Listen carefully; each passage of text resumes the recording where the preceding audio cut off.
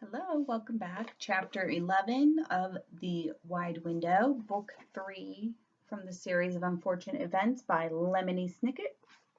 Chapter 11. Oh no, Aunt Josephine said. The children paid no attention. The worst of the Hurricane Herman was over, and as the boaters sailed across the dark lake, there seemed to be very little danger. Violet moved the sail round with ease now that the wind was calm. Klaus looked back at the lavender light of the lighthouse and confidently guided the way back to Damocles dock. And Sunny moved the tiller as if she had been a tiller mover all of her life. Only Aunt Josephine was scared. She was wearing 2 life jackets instead of 1, and every few seconds she cried, "Oh no!" even though nothing frightening was happening. "Oh no," Aunt Josephine said, "and I mean it this time." "What's wrong, Aunt Josephine?" Violet said tiredly. The sailboat had reached the approximate middle of the lake. The water was still fairly calm and the lighthouse still glowed, a pinpoint of pale purple light. There seemed to be no cause for alarm. "We're about to enter the territory of the lachrymose leeches," Aunt Josephine said. "I'm sure we'll pass through safely," Klaus said, peering through the spying glass to see if Damocles dock was visible yet. "You told us that the leeches were harmless and only preyed on small fish." "Unless you've eaten recently," Aunt Josephine said. "But it's been hours since we've eaten," Violet said soothingly. "The last thing we ate were peppermints and the anxious clown. That was in the afternoon, and now it's in the middle of the night." "Oh no," Violet said. Aunt Josephine looked down and moved away from the side of the boat. "But I ate a banana just before you arrived." "Oh no," Violet said again. Sunny stopped moving the tiller and looked worriedly into the water. "I'm sure there's nothing to worry about," Klaus said. "Leeches are very small animals. If we were in the water, we might have reason to fear. But I don't think they'd attack a sailboat. Plus, Hurricane Herman may have frightened them away from their territory. I bet the lachrymose leeches won't even show up." Klaus thought he was done speaking for the moment, but in the moment that followed that, he added one more sentence. The sentence was, "Speak of the devil," and it is an expression that you use when you're talking about something only to have it occur. So, for instance, if you were at a picnic and said, "I hope it doesn't snow," and at that very minute a blizzard began, you could say, "Speak of the devil," before gathering up your blanket and potato salad and driving away to a good restaurant. But in the case of the Butler orphans, I'm sure you can guess what happened to prompt Klaus to use this expression. "Speak of the devil," Klaus said, looking into the waters of the lake. Out of the swirling blackness came skinny, rising shapes, barely visible in the moonlight. The shapes were scarcely longer than a finger, and at first it looked as if someone were swimming in the lake and drumming their fingers on the surface of the water. But most people have only 10 fingers, and in the few minutes that followed there were hundreds of these little tiny shapes, wriggling hungrily from all sides of the sailboat. The lachrymose leeches made a quiet whispering sound on the water as they swam, as if the Baudelaire orphans were surrounded by people murmuring terrible secrets. The children watched in silence as the swarm approached the boat, each leech knocking lightly against the wood, their tiny leech mouths puckering in disappointment as they tried to taste the sailboat. Leeches are blind, but they aren't stupid, and the lachrymose leeches knew that they were not eating a banana. "You see," Klaus said nervously as the tapping of the leech mouths continued, "we're perfectly safe." "Yes," Violet said. She wasn't sure they were perfectly safe, not at all, but it seemed best to tell Aunt Josephine that they were perfectly safe. "We're perfectly safe," she said. The tapping sound continued, getting a little tougher and louder. Frustration is an interesting emotional state because it tends to bring out the worst in whoever is frustrated. Frustrated babies tend to throw food and make a mess. Frustrated citizens tend to execute kings and queens and make a democracy. And frustrated moths tend to bang up against light bulbs and make light fixtures all dusty. But unlike babies, citizens, and moths, leeches are quite unpleasant to begin with. Now that the lachrymose leeches were getting frustrated, everyone on the boat was quite anxious to see what would happen when frustration brought all the worse in the leeches. For a while, the small creatures tried and tried to eat the wood, but their tiny teeth didn't really do anything but make an unpleasant knocking sound.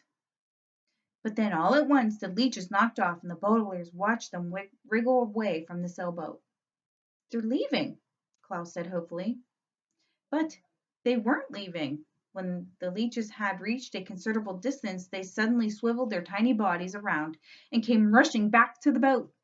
With a loud thwack, the leeches all hit the boat more or less at once, and the sailboat rocked precariously, a word which here means in a way which almost threw Aunt Josephine and the Boteler youngsters to their doom.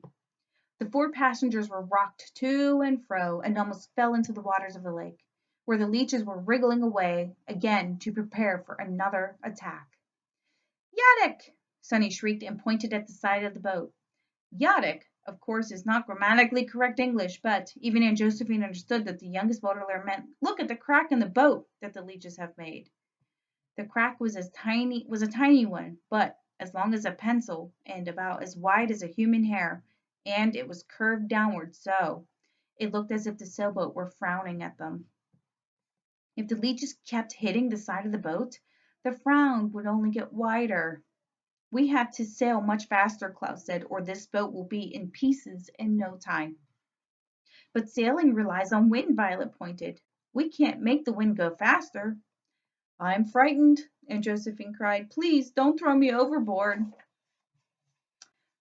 Nobody's going to throw you overboard, Violet said impatiently, although I'm sorry to tell you that Violet was wrong about that. Take an oar, Aunt Josephine. Klaus, take the other one. If we use the sail, the tiller, and the oars, we should move more quickly. Black! The lachrymose leeches hit the side of the boat, widening the crack in the side and rocking the boat again. One of the leeches was thrown over the side in the impact and twisted this way and that on the floor of the boat, gnashing its tiny teeth as it looked for food. Grimacing, Klaus walked cautiously over to it and tried to kick the leech overboard, but it clung onto his shoe and began gnawing through the leather. With a cry of disgust, Klaus shook his leg and the leech fell to the floor of the sailboat again, stretching its tiny neck and opening and shutting its mouth. Violet grabbed a long pole with a net at the end of it, scooped up the leech, and tossed it overboard. Whack! The crack widened enough that a bit of water began to dribble through, making a small puddle on the sailboat's floor. Sonny, Violet said, keep an eye on that puddle. When it gets bigger, use the bucket to throw it back into the lake. Moofy! Sonny shrieked, which meant, I certainly will. There was the whispering sound as the leeches swam away to ram the boat again. Klaus and Aunt Josephine began rowing as hard as they could, while Violet adjusted the sail and kept the net in her hand for more leeches who got on board. Whack! Whack! There were two loud noises now, one on one side of the boat and one on the bottom, which cracked immediately. The leeches had divided up into two teams, which is good news for playing kickball, but bad news if you're being attacked. Aunt Josephine gave a shriek of terror. Water was now leaking into the sailboat in two spots, and Sonny abandoned the tiller to bail the water back out. Klaus stopped rowing and held up the oar without a word. It had several small bite marks on it, the work of the lachrymose leeches. Rowing isn't going to work, he reported to Violet solemnly. If we row any more, these oars will become completely eaten. Violet watched Sonny crawl around with the bucket full of water.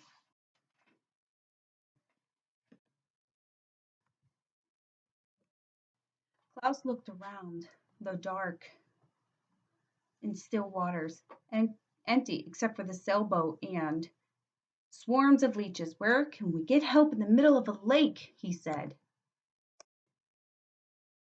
We're going to have to signal for help, Violet said, and reached into her pocket and took out a ribbon. Handing Klaus the fishing net, she used the ribbon to tie her hair up, keeping it out of her eyes. Klaus and Sonny watched her, knowing that she only tied her hair up when she was thinking of an invention. And right now they needed an invention quite desperately. That's right, Aunt Josephine said to Violet. Close your eyes. That's what I do when I'm afraid, and it always makes me feel better to block out the fear. She's not blocking out anything, Klaus said. She's concentrating. Klaus was right. Violet concentrated as hard as she could, racking her brain for a good way to signal for help. She thought of fire alarms. With flashing lights and loud sirens, fire alarms were an excellent way to signal for assistance. Although the Boulder orphans, of course, sadly knew that sometimes the fire engines arrived too late to save people's lives, a fire alarm was still a good invention. Although, uh, and Violet tried to think of a way she could imitate it, and using to think of a way she could imitate the materials, using the materials around her. She needed to make a loud sound to get somebody's attention, and she needed to make a bright light so that the person would know that they were there. Whack! Whack! The two teams of leeches hit the boat again, and there was a splash. More water came pouring into the sailboat. Sunny started to fill the bucket with water, but Violet reached forward to look and took it from Sunny's hands. Biro! Sunny shrieked, which meant, Are you crazy? But Violet had no time to answer. No, as a matter of fact, I'm not, she said merely. No, and holding the bucket in one hand, began to climb up the mast. It is difficult enough to climb up the mast of a boat, but it is triple the difficulty if the boat is being rocked by a bunch of hungry leeches. So allow me to advise you that this is another thing that you should under no circumstances try to do. The Violet Baudelaire was a wunderkind, a German word which here means someone who's able to quickly climb masts on boats being attacked by leeches. And soon she was on top of the swaying mast of the boat. She took the bucket and hung it by its handle on the tip of the mast, so it swung this way and that, the way a bell might do in a bell tower. I don't mean to interrupt you, Klaus called, scooping up a ferocious leech in the net and tossing it as far as he could, but this boat is really sinking. Please hurry. Violet hurried. Hurriedly, she grabbed a hold of a corner of the sail and took a deep breath to prepare herself, jumped back down to the floor of the boat. Just as she had hoped, the sail ripped as she hurtled to the ground, slowing her down and leaving her with a large piece of torn cloth. By now the sailboat had quite a lot of water in it, and Violet splashed over to Aunt Josephine, avoiding the many leeches that Klaus was tossing out of the boat as quickly as he could. I need your oar, Violet said, wadding the piece of sail up into a ball, and your hairnet. You can have the oar, Aunt Josephine said, handing it over, but I need my hairnet. It keeps my bun in place. Give me the hairnet, Klaus cried, hopping up on one of the seats as the leech tried to bite his knee. But I'm scared of having hair in my face, Aunt Josephine whined, just as another pair of whacks hit the boat. I don't have time to argue with you, Violet cried. I'm trying to save our lives. Give me your hairnet right now. The expression, Aunt Josephine said, is saving all of our lives, not each of our lives. But Violet had heard enough. Splashing forward and avoiding a pair of wriggling leeches, the eldest Baudelaire reached forward and grabbed Aunt Josephine's hairnet off of her head. She wrapped the crumpled part of the sail in the hairnet and then grabbed the fishing pole and attached the messy ball of cloth to the fish hook. It looked like she was about to go fishing for some kind of fish that likes sailboats and hair accessories for food. Whack, whack! The sailboat tilted to one side and then to the other. The leeches had almost smashed their way through the side. Violet took the oar and began to rub it up and down the side of the boat as fast and hard as she could. What are you doing? Klaus said, catching 3 leeches in one swoop of his net. I'm trying to create friction, Violet said. If I rub 2 pieces of wood enough, it'll create friction. Friction creates sparks. When I get a spark, I'll set the cloth and hairnet on fire and use it as a signal. You want to set a fire? Klaus cried. But a fire will mean more danger. Not if I wave the fire over my head using the fishing pole, Violet said. I'll do that and hit the bucket like a bell, and that should create enough of a signal to fetch us some help. She rubbed and rubbed the oar against the side of the boat, but no sparks appeared. The sad truth was that the wood was too wet from Hurricane Herman and from Lake Lacrymose to create enough friction to start a fire.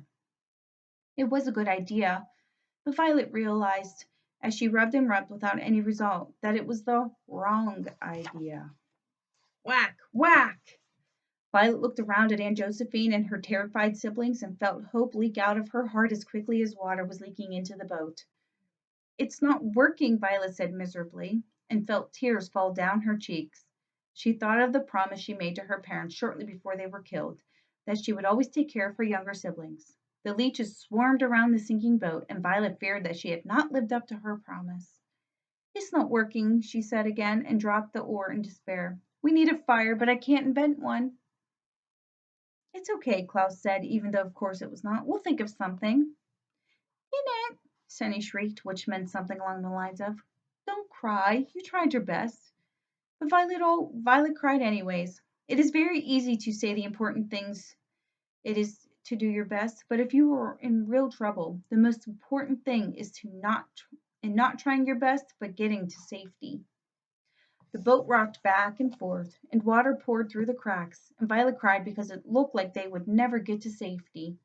Her shoulders shaking with sobs, she held the spying glass up to her eye to see if by any chance there was a boat nearby, or if the tide had happened to carry the sailboat to shore, but all she could see was the moonlight reflecting on the rippling waters of the lake. And this was a lucky thing, because as soon as Violet saw the flickering reflection, she remembered the scientific principles of the convergence and refraction of light. The scientific principles of the convergence and refraction of light are very confusing, and quite frankly, I can't make head or tail of them, even when my friend Dr. Lorenz explains them to me. But they made perfect sense to Violet. Instantly, she thought of a story her father had told her long ago when she was just beginning to be interested in science. When her father was a boy, he had a dreadful cousin who liked to burn ants, starting a fire by focusing the light on the side of the sun with her magnifying glass. Burning ants, of course, is an abhorrent hobby, and the word abhorrent here means what Count Olaf used to do when he was about your age. But remember, the story made Violet see that she could use the lens and the spying glass to focus the light of the moon and make a fire. Without wasting another moment, she grabbed the spying glass and removed the lens, and then looking up at the moon, tilted the lens at an angle she hastily computed in her head. The moonlight passed through the lens and was concentrated into a long, thin band of light, like a glowing thread of light, like a glowing thread leading right to the piece of sail she held in a ball by Aunt Josephine's hairnet. In a moment the thread had become a small flame. It's miraculous, Klaus cried as the flame took hold. It's unbelievable, Aunt Josephine cried. Monty, Sunny shrieked. It's the scientific principles of the convergence and refraction of light, Violet cried, wiping her eyes, stepping carefully to avoid on-board leeches, and so as not to put out the fire, she moved to the front of the boat. With one hand she shook the oar and rang the bucket, making a loud sound to keep somebody's attention. With the other hand she held the fishing pole up high, making a bright light so the person would know where they were. Violet looked up at her homemade signaling device that she had finally caught fire, all because of a silly story her father had told her. Her father's ant-burning cousin sounded like a dreadful person, but if she had suddenly appeared on the sailboat, Violet would have given her a great big hug. As it turned out, however, this signal was a mixed blessing, a phrase here which means something half good and half bad. Somebody saw the signal almost immediately, somebody who was already sailing in the lake, and who headed toward the Baudelaires in an instant. Violet, Klaus, Sunny, and even Aunt Josephine all grinned as they saw another boat in view. They were being rescued, and that was the good half. But their smiles began to fade as the boat drew closer, and they saw who was sailing it. Aunt Josephine and the orphans saw that the wooden peg leg, and the navy blue sailor cap, and the eye patch, and they knew who was coming in their aid. It was Captain Sham, of course, and he was probably the worst half in the world. The end of chapter 11. Stay tuned for chapter 12. Bye.